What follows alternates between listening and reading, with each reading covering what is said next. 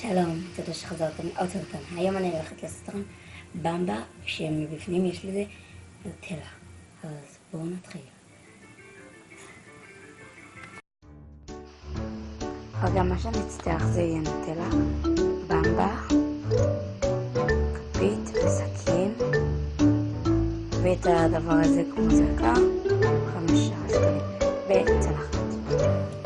אז דבר ראשון, פותחים את הבמבה, פותחים את זה ומתחילים לחתוך את הקצוות שלו, וככה עד שהכל ייגמר.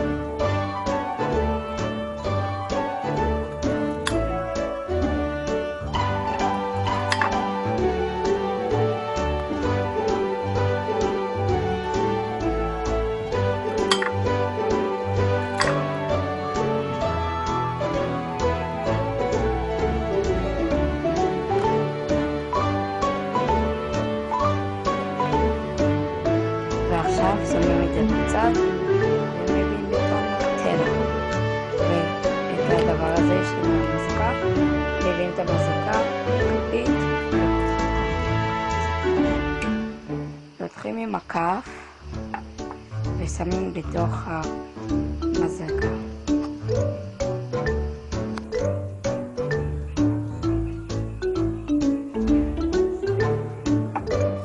לאחר ששמנו, אנחנו דוחפים את זה עם זה שסוגר את הזרקה, דוחפים את כל השוקולד בפנים, כמו שאתם רואים, אבל זה עבודה קשה וחזקה, משוקולד וכו', אז כן. ולוקחים את הבמבות שכבר חתכנו, ופשוט שמים לתוכו את כל השוקולד. עכשיו אתם רואים איך יצא אחד, וזהו.